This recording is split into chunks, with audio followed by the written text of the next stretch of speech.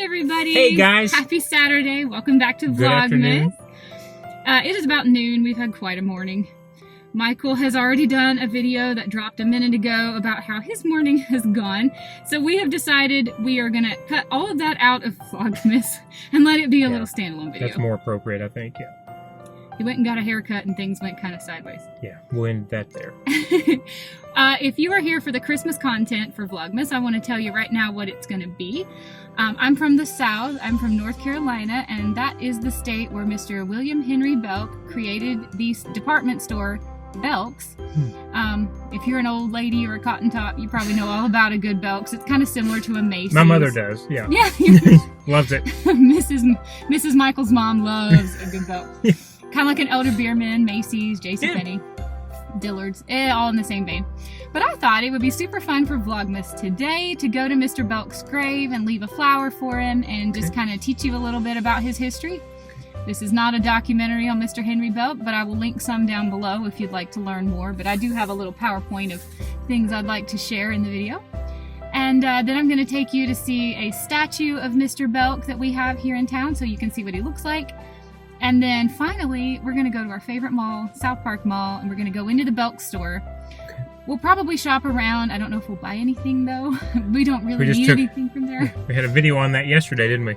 Yeah, we don't want stuff. Yeah. But we might look and see if we see anything for anybody else. And if we do buy anything, we'll show you. But if nothing else, we just want to show you a Belk store and show you the beautiful Christmas decorations. Yeah, and this is a new store to me because they were not in Kentucky. So when I moved to North Carolina and started dating Julie, was my first experience with a Belk department store. And yeah, they're really nice. Other than that, our morning has been pretty chill. I've been working on a beanie for somebody Your special. Morning has been chill. Michael got home. I just said in yesterday's vlog, I think it was, I've never seen Michael mad. I've seen him mad now. So all he's done this morning is get a haircut, and that was a video that you can go check out. You got 2 haircuts. The second one was self-inflicted. I refuse. Yeah, it was self-inflicted. I refuse to cut anyone's hair. I refuse to be responsible for how someone feels about their personal appearance. Yeah, and we had steaks for lunch, and I think you're all caught up to speed now. Yeah, that's about it for us. All right, we're headed to buy some flowers, and then we'll go put them on the gravesite. Nice. And I'll tell you a little history lesson about Mr. Henry Belk. I'm looking forward to it. It's nice because, of course, he's buried in a cemetery, but it's a beautiful, really, really nice cemetery. It is, yeah. Aber hasn't had a really good walk for 3 days now because it has been pouring down rain all day the last couple of days. So it's not raining today, but it is gloomy and everything is like muddy and gross. So in the cemetery, there's a lot of hills and it's paved. So I know it'll be dry. We're going to give her a nice walk too. It sounds good. Can't wait. Okay. While Michael is driving us to Harris Teeter, let me turn off face tracking. Nobody likes that. It's only about a mile, so I'm going to make this quick.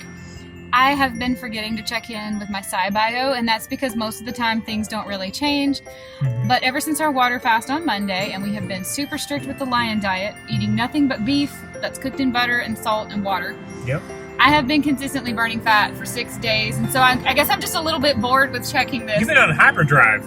I have been burning a lot of fat. Right now I'm burning 12.66 grams an hour. Wow. That's a lot, especially since I did just eat, and I had quite a bit of butter with my meal, and we had a really fatty steak that Michael sauteed. It was delicious. How are you doing? Still stable at 0.3. That's the ketones, right? Yeah, I'm sorry, yeah. So that means that it says you're not burning a whole lot of fat right now. There's not an actual number. And then I will peak out at about a 1 around 10 o'clock, which means I'm burning about 5 grams an hour of fat. As soon as I eat, though, right back down to 0.3.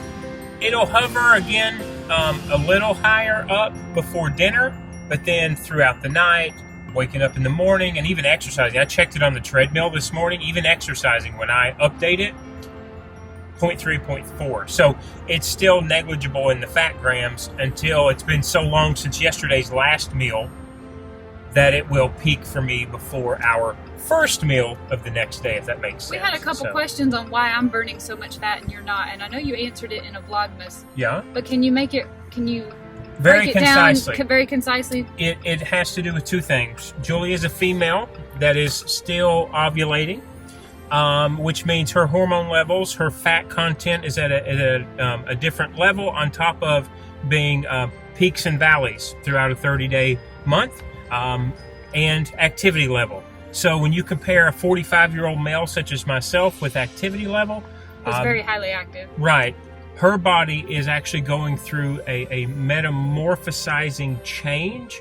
My body is simply calling on itself because of the number of years of continuous exercise that it's making itself stay more stable. So even after the fast, I've never peaked above a 1.2, a 1.3. So again, about 6 grams-ish per hour. And then as soon as I eat, it dips back down. So my body's showing efficiency. Julie's body is showing efficiency, but in a different way. She's actually going into full-blown, fat burn, heavy, high fat burn. Now, if she were to do this for maybe 30 days straight, she might begin to see more along the levels of what I'm seeing. But right now, she is basically, you've put jet fuel into a car and it's worked, and she's like just barreling down the highway. I'm feeling so good. I love being in ketosis. I love it, love it, love it, love it. I have so much energy. I drink less and less coffee every day, believe it or not, because I don't need it to feel like I'm waking up. And I will say, today is the best that I have felt with the least amount of appetite. So again, we're on day 6. That's about right for me in our experience with doing Lion Diet. I'm inspired, I'm creative, I'm excited, I'm enthusiastic, and I get all of these feelings with little coffee. And I sleep so hard at night. I feel like when I sleep, I go under some level of the water or something. Like I sleep so hard and I dream so wild, like vivid. When I'm in ketosis, I'm having like my best life. It is. It's weird. Dreams do get better. Sleep gets deeper. So funny how all of that works. All right, we're at Harris Teeter. We're going to run in and buy some flowers, and then we'll see you again at the gravesite.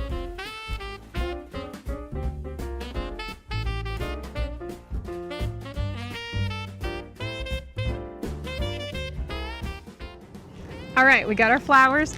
These are carnations, and Aber's a little bit hyper since she hasn't walked in a couple of days, so we're actually going to walk around the cemetery and stretch her legs before we come back and put the flower for Mr. Belk. But sounds good to me. While we're walking around, we thought we could show you just how gorgeous this cemetery is. It's very, very old, the second oldest cemetery here in Charlotte, and just has some absolutely beautiful mausoleums and tombstones. I've filmed so many videos here. I love to come here. So we're just I've been here a few times too. Get some fresh air and no sunshine. Julie brought up a good point. I forgot, but as we're walking around with Abs, I guess I would show you. That is my update to my hair, because I haven't shown it on this vlog.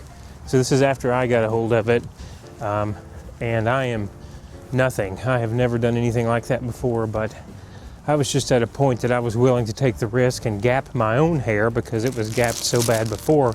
I felt like it couldn't get any worse. So that's where we are today on that. It's just hair. It will grow back. It will be fine. But man, it was comical this morning. And not a great experience.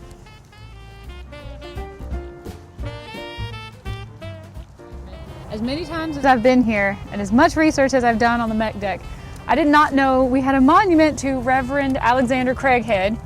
I have done a whole video on Alexander Craighead. I took the vlog as close to his gravesite as I could. He is in a cemetery that is locked all of the time. You can't get in there without breaking in. I didn't know he had a monument here though.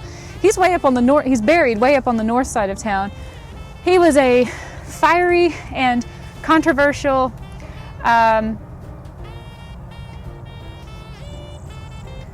don't help me. I'll think of it in a minute. What's that religion? Presbyterian. Took me a minute. Presbyterian preacher, and was known for getting people all riled up in the South. His name preceded him in all directions. He died, as you see, in 1766, but the monument says over here, he was an inspirer of the Mecklenburg deceleration. Oh no! Oh. They didn't quite spell, I was supposed to say declaration. It doesn't even spell deceleration. But this monument, this obelisk here, it was erected by his descendants. And it says over here, he was an advocate of American freedom from 1743. So I did a whole video on Alexander Craighead. You know what? You gonna give him one? I think we have roses to spare, and I don't think Mr. Belk would mind. Where should I put it? Right here. For Mr. Reverend Alexander Craigshead. Nice. It's Craighead, not Craig's Head, but somehow. Hey, leave his flower alone. Come on.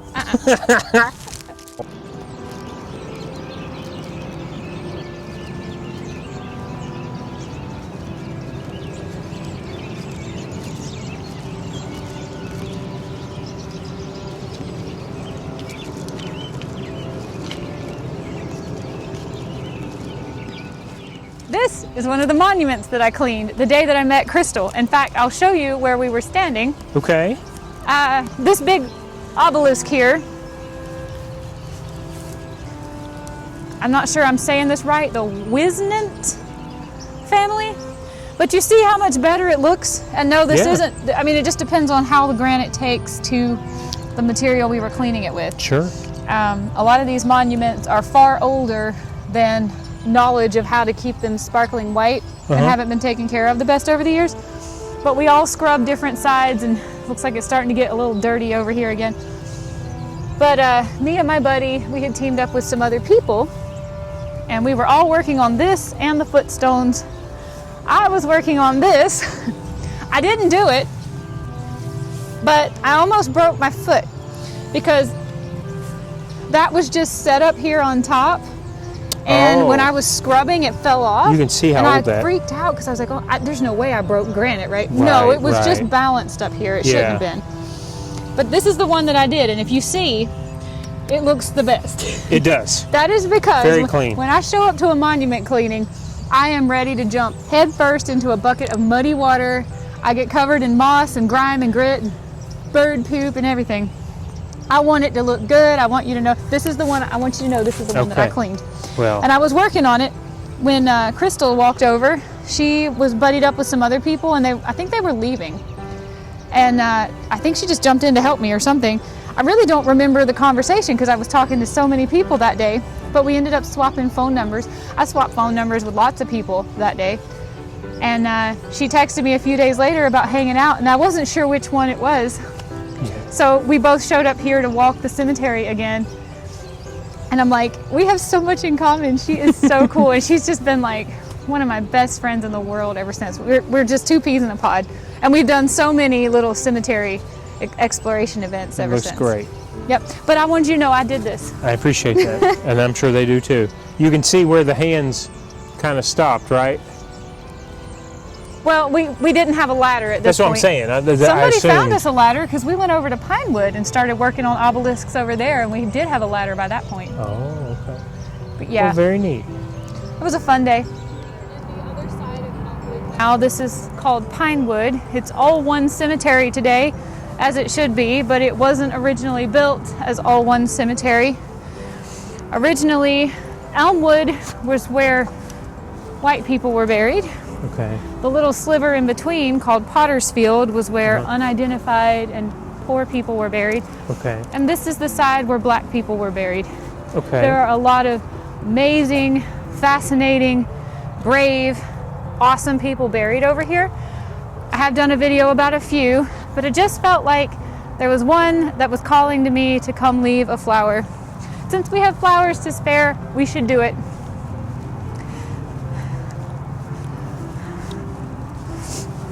George Miller? George Miller, Okay. to my knowledge, is the only former slave buried here. Oh. And most of the time when slaves were buried here, they weren't marked. And he is the only one, I mean, that has a tombstone, and the descendants of his family erected this. It says aged about 75 years, so they're not even sure. In 1925. So Yeah. I know he was born into a family of slaves all of his life. A loyal and faithful servant of the Miller family. But we cleaned this monument too at one of the cemetery cleanups that I came to. I wasn't part of cleaning this one. I was working on an obelisk that I'll show you in a second. But it's just so unique to actually know where a person who was enslaved is buried, and also have any kind of real and permanent marking set up in their honor. And so Unfortunately, there's lots more of them buried here, but we don't know who they are or where they were. But it's unique and special that we do know who this one is. So For sure. I just felt like I wanted to leave a flower. That's very nice. I haven't done enough videos over here. There's a lot of fascinating stories in Pinewood. If you can't tell yet, you'll be able to tell soon. What is the other obelisk that Julie was involved in cleaning? Because, like I said, I came home that day and Michael was like, "Oh my gosh, what happened to you? I was so dirty." I know. So, do you see this obelisk beside I do. the mausoleum? It looks new. It is, I think it's 9 feet tall. Okay. But the people we were cleaning with realized how dedicated we were, and they brought us a step ladder. So, me and my friends, Crystal had already left at this point, but me and the new friends I made that day, Yeah. look how clean we got this obelisk. That is amazing. Scrubbed it clean. That's amazing. Look at it all the way around. You can read every word. Yeah, This you is can. the Hauser family and the wife of Mr. Hauser. I don't actually know the story of who's in the mausoleum, but I have done a video on it in the past. I just can't remember. But tell me that ain't a sparkling clean monument. I'm serious. It looks new. That granite looks new. Just so you know, I come from a family of immigrants back in the day. My grandfather's side of the family, it was his grandparents who immigrated to the United States in the 1800s from Germany. And I don't know exactly their travel history, but they wound up in Nebraska and started a monument business. And I feel like that's where I get a lot of this from. Mm-hmm. They made headstones for tombstones, footstones. But in Nebraska, there wasn't that many people, so they also doubled as monument creators for things like historical places where a battle took place or anything that needed a marker on the actual site that wasn't, a burial. So I think my love of monuments and cemeteries and gravestones and headstones comes from the fact that my family, when they immigrated, made their livelihood by making monuments and markers. Very cool. Yeah.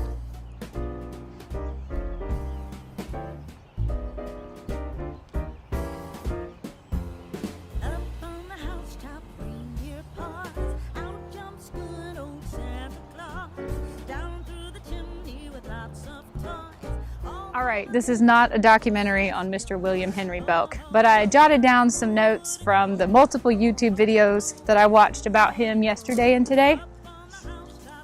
Abra goes nuts over these little acorns. I know. So I wanted to say, I don't remember what year he's born. Of course, it'll be on his tombstone. But he was born during the Civil War, and his earliest memory, as according to the research I've done, was of getting the news that his father had been killed by Sherman when he marched through the South. Yeah. Sherman and his men drowned his father in a little pond. But at the age of 14, he went to work at a dry goods store for a salary of $5 per month. And after 11 years there, he became the head man in the store. At 26, he decided to take his life savings of $750 and $500 more that he borrowed from the bank, and he went out to start his own store. This is in the town of Monroe, again, which is about a 30 to 40 minute drive. Help me, south, pretty much just south of Charlotte. Yeah. So he founded his first store in Monroe. He called it the New York Racket because he thought that sounded flashy and it would make people want to buy his stuff. But 6 months later, he changed the name. I'm not quite sure what he changed it to, but his slogan that everybody remembered was, "Belk sells it for less." Okay. And that reminded me of the slogan I grew up with for Belk. It was, "Everything we do at Belk is all for you." But it was actually this little jingle ditty, and I don't want to sing it on the camera, but I sing it all the time. I didn't recognize it, but yeah. It was the advertising campaign of the first multiple decades of my life that everything we do at Belk, we do it all for you. He cleared a big profit in his store pretty quick. Oh. And he needed help. This is his Monroe store. Okay. So he went to his brother. I think his brother's name is John. John was a physician and had a successful practice as a doctor. But he decided to close his practice and help his brother, and they started opening stores. I don't know exactly how many they opened before they moved to Charlotte, but I think the first store in Charlotte was 3 years later, which would have been, I think it was 1891, and Editing Julie can fix. Sorry, we almost got run over by a car. I think it was 1891. I forgot to write down what year it opened in Charlotte first. Editing Julie can fix it on the screen. So Belk at the time was not an original department store. That was the department stores were a thing. But he had some really unique practices that all the other big dudes in department stores told him were epic failures. He would never do well if he managed his business this way. Things like the price on the item was never negotiable. When you took it to the counter back then in the late 19th century, it was very common to take something to the counter and start haggling, either trying to swap your goods for this item or haggle down the price. He said, the price on it is the price on it. That will not change, and I accept cash only. Oh. However, he had an all refunds are fine all of the time policy, which was unheard of back in the days. If you took your item home and you decided it wasn't what you thought you paid for, you could take it back and cheerfully, with a smile, no questions asked, they would give you your money back. And that at the time was a really big deal, and it made people start coming to his store and really kind of blew up his business because people wanted to support that kind of ethic. Sure. The next thing I wanted to talk about was the fact that another unique thing Belk did when he realized he was doing really well and he could open lots of stores, but as a one-man band, he couldn't do that. He would go by stores in different towns, and he would find somebody who lived in that town to run his store as the manager. Oh. But he would put their name on the store. So it would be like the Belk Rogers Company or the Belk Matthews Company, whatever. So that the name of the manager was in big letters on the outside of the store, which he found really promoted that the managers took pride in the store because they felt a sense of ownership in it.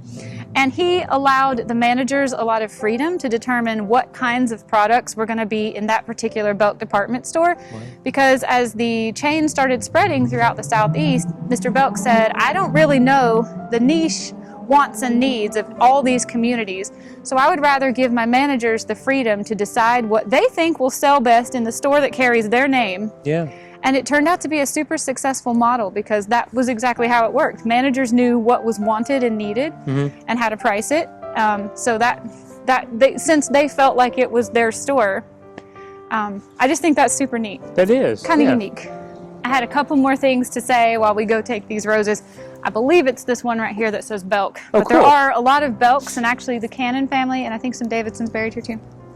So I wanted to say he did super, super well during and after World War I with his sales. The business was just booming, the Belk department store.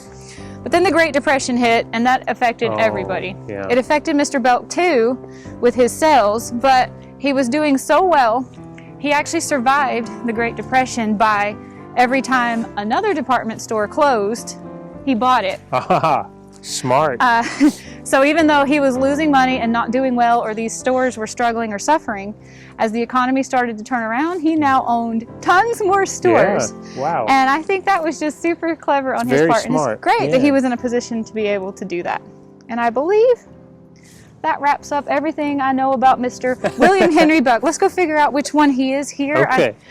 I know I'm pretty sure this is his family, but that's William Henry Belk Jr., that's his son. Mary Henry Belk, William Henry Belk. Here we go, this is him. William Henry Belk, June 2nd, 1862. And he died in February 21st, 1952. He was, I think, 89. Here's his wife, Mary Irwin. She was from the Irwin family, which is another huge name all over town. I know that, yeah. And then their children are all buried here with him. So this is Mr. Belk's and his family's. I think Miss Mary should have a rose. I think that for the businessman that he was, this is a very simplistic monument, don't you think? With some of the other things that we've seen. That's what makes it beautiful. I know. And I love that he's here with all his friends. The Belk family, I believe they still are. I know as recently as around early 2000s, we're still highly involved in the CEOs. Sometime in the early 2000s, they hired a new CEO who's not from the family, which was the first time that had ever happened since 1888. But I do think the family is still, you know, around involved in some way. Sure. Wow. But it's a huge, I don't know where you're from, but if you're from basically anywhere south of like West Virginia all the way to Texas, at its peak, the Belk business had over 400 stores. I can't remember the exact number. I'll put it on the screen, but it's wild. They had over 400 department stores. Most of them were in regional malls, and it is just, Belk is a whole part of Southern culture. I did not realize, but you are right. Their current slogan, everything we do at Belk is all for you, was the slogan my whole life. My little jingle, my ditty that I still sing. But it has changed. Now I think the slogan for Belk is modern, comfort, Southern. Oh, I didn't know and that. I love it. Okay, yeah, that's great. I think I called these roses. They didn't have roses. These are carnations. Abra, you cannot have Miss Mary's. Well, thank you for bringing me today. This is very neat. I thought this was a nice piece of Southern history that kind of ties in with Christmas shopping, right? Absolutely, for sure. Now we're going to go see a statue so you can see what we've done in his honor. Obviously, I can drop a photo in to show you what he looked like, but let's go see his statue too. Let's go see it. We have just parked at our local Target, and we are on what is called the Little Sugar Creek Greenway. Charlotte's got a lot of these. They're nice paved paths, as you can see, for walkers and bikers and runners. And they go for miles, pretty much all throughout the entire city. I love running this. This one follows the Little Sugar Creek, but what's unique about the Little Sugar Creek is there's a Trail of History project that the city is creating, mostly bronze statues of people who contributed greatly to development of Charlotte over the years as a city. And I have done multiple videos on bronze statues. This is nothing new. We're taking you to the bronze statue for Mr. Belk. I think currently there are 11 statues, and there's plans in the works for several more that I've heard of. Captain Jack, I've done we just drove past Captain Jack and I couldn't grab the camera fast enough. But someone has put a beautiful wreath with red ribbons, like a garland around his horse's neck, like his horse won the Derby. Oh, wow. I thought, you know, we got a cooler Paul Revere. Yeah. Charlotte's got the best Paul Revere. Look at that gorgeous Christmas tree. I know, I love it. I've been looking at that too. I love when a tree's done in silver and blue with gold lights. It's really pretty. That's stunning. This is a really nice shopping center. It is, over here, yes. A lot of great places to eat. Yep. And this is Mr. Belk's statue right here. Okay. There's a information around the backside. You filmed the statue. I'll go. I hope they can hear me. Yeah, and I can see your volume on the Check the out the little here. details on Mr. Belk, and I'll go read what it says. That sounds good.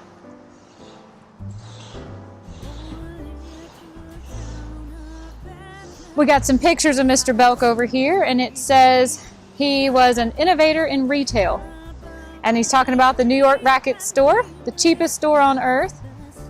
He pioneered what were at the time considered to be innovative business practices, and I know we talked about all that. He's talking about his brother, Dr. John Belk, who went into business with him, and that's when it changed from New York Racket store to the Belk Brothers Company. The first Charlotte store, I told you I couldn't remember. The first Charlotte store opened in 1895. Mr. Belk was also a noted leader in numerous religious, civic, educational, and charitable organizations. He and his wife raised 5 children in Charlotte, and they lived close to the Presbyterian Hospital. The sculptor of this statue, his name is Antonio Tobias Mendez, and he created this statue of Mr. Belk standing beside a bolt of fabric. I think there's a pair of scissors too, right? There is, yes. That was his vision of what it would have been like in Mr. Belk's early years as a department store, which was probably mostly like textile focused at first. Oh, here's the scissors. I thought look, this is the old Belk B. Yeah. From the Belk logo. Did you see that? I did. Yeah, I got a good video of that. That's a nice touch. I wonder if he actually wore a charm like that. We saw the bolt of fabric. Yeah. Really neat. Really neat, for sure. There's one more statue I want to show you, but I'll keep it quick. That's this. This is Philip Lance Van Every. You might know this name. I know this name. If you've ever been to a vending machine and you put in the money to get those little cheese crackers that have peanut butter in the middle. Yep. I've done I think that. they have other types of crackers. His family invented those crackers. This is Lance, like the Lance Corporation for chips, huh? Yeah, the Lance crackers, the Lance chips. Wow. He's actually standing on, if you can see it. I'm going to pan down, yeah. He is standing on one of the crackers I'm talking about. And he has one right here in his hand, too. Look at that, little Easter eggs. As soon as you see the cracker in his hand, you'll know exactly the ones I'm talking about. That is pretty cool. Yeah. Mr. Philip Lance Van Every. He is also from Charlotte. I am so pumped about this trail of history with these larger-than-life statues. Yeah. There's so many people moving in. The most recent statistic I heard was this was last summer, 6 months ago, was the most recent statistic I heard. 180 households per day are moving into Charlotte. You saw the big housing going up behind us. It's insane how fast this city is exploding. And I am so proud of our city for making these efforts to honor our history and the people who built it, made it what it is today. The Lance Packing Company is still located here in Charlotte. Oh, we still have, it's down off of South Boulevard, yeah. Oh, wow, okay. Okay, we're back in the Jeep, and I just realized I had specifically saved a carnation for the statue. I just forgot it in the car. We got all the way to the statue and all the way back. I'm not going to run the carnation back to the statue. I feel bad. I like to leave a flower every time I'm here, but we got an extra flower now. We'll have to find somewhere to leave it, make it count, make it special. I like that. We're going to go drop Abra off at the house because she can't go to the mall with us. And then we're going to start iPhone vlogging and we're going to show you a Belk department store. Sounds good to me.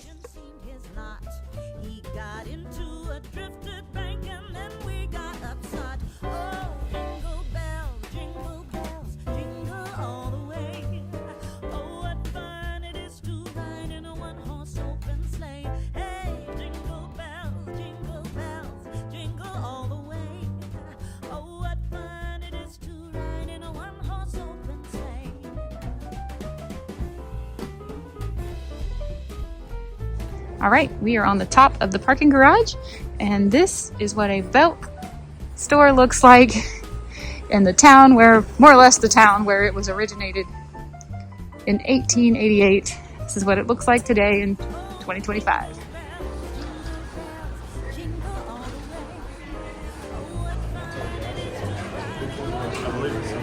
You know, if you've seen one department store, you kind of seen them all, but this one's a little bit sentimental and special to me, at least.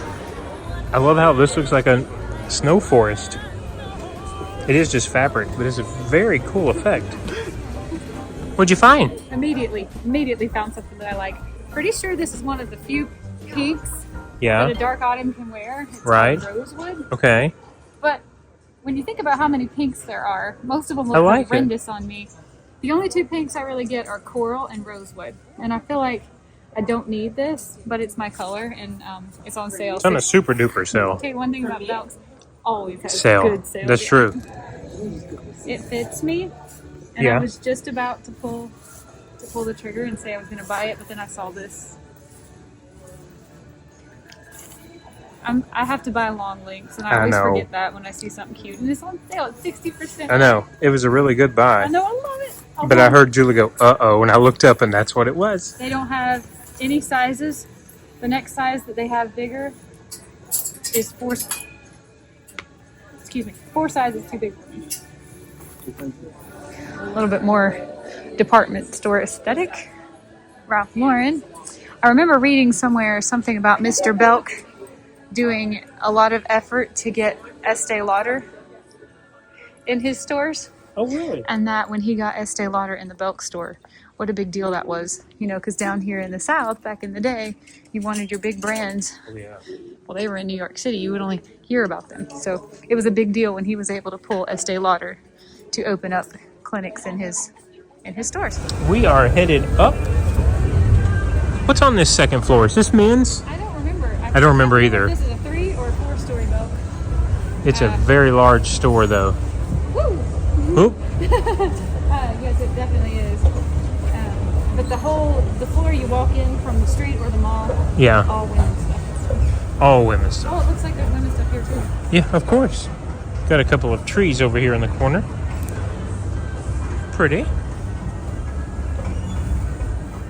I've heard about Ralph Lauren's Christmas campaign going hard for the nostalgia vibe this year, and I love it. total It makes me want to go 90s. buy all new stuff that reminds me of the old stuff. Absolutely. I have a shirt that we got in, was it DC? It was an old, or not, no, we got it here. We got it here at Belk. The Ralph Lauren shirt that I think I probably had back in high school that they came right back out with. And Joy's like, you need to get that. It's in your color. It's all coming back around again. It is. Yeah. It's straight up hardcore, giving me 90s nostalgia, peak mall vibes here. It absolutely is. There's music going. There's people everywhere. This is awesome. It's gorgeous. 1998, I asked for a puffer coat.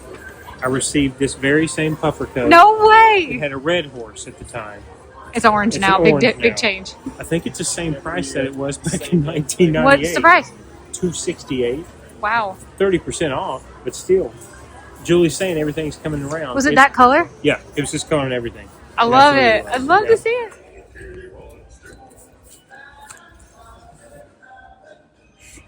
This is one of those wintertime colors I can rock. I don't think it's... Look at the front pockets on it. Oh, actually, yeah, I don't think it's your best color. No. You do better in white and black, This and I orange can't. is better. Yeah, but even though this is a cool And tone green, as a blue autumn, This green. yeah, Yeah, that's your green.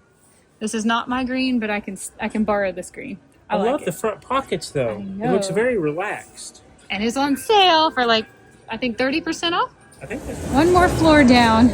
We never ever come down here, but I thought just for the sake of the vlog, I'll take you to the home store in the bottom, the Belk department.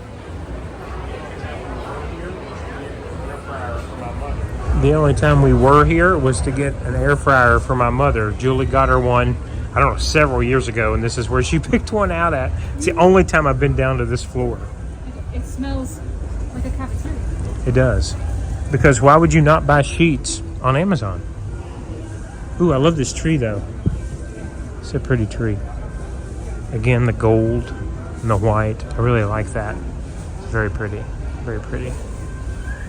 A piece of North Carolina history I've never managed to talk about on the channel yet would be the Biltmore brand, the Biltmore house, the Biltmore estate. One of these days it'll make the cut. We just haven't had the time yet.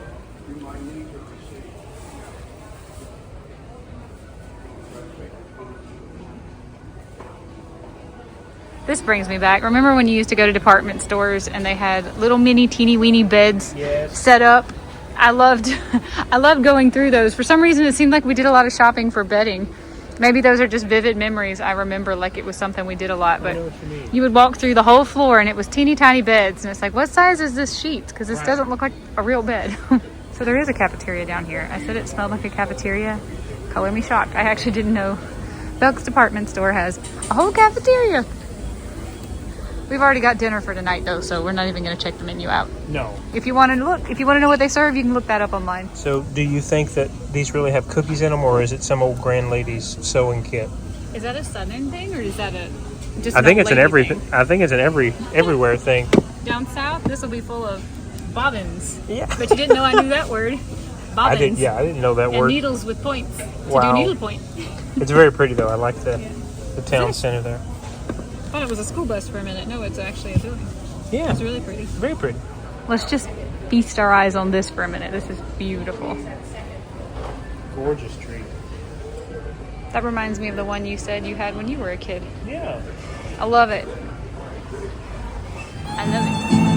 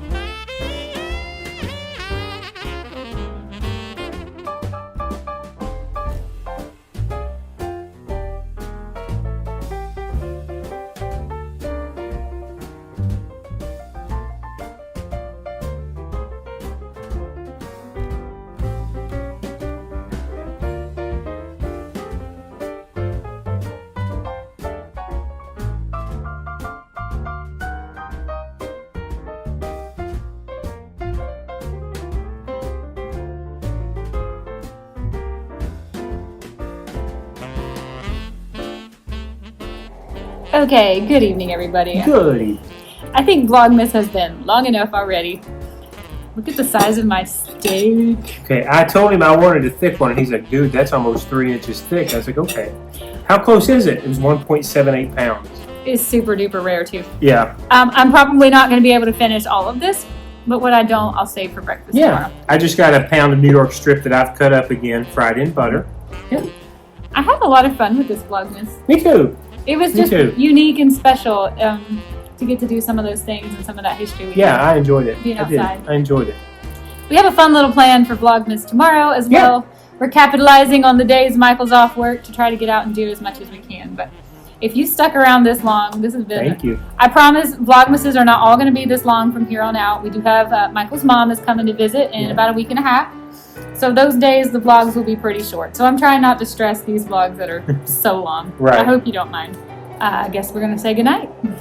Hope you had a great day, guys. Bye, everybody. See you tomorrow. Bye-bye. Oh, she smells Somebody else is wanting steak, too. She smells the steak. Good night.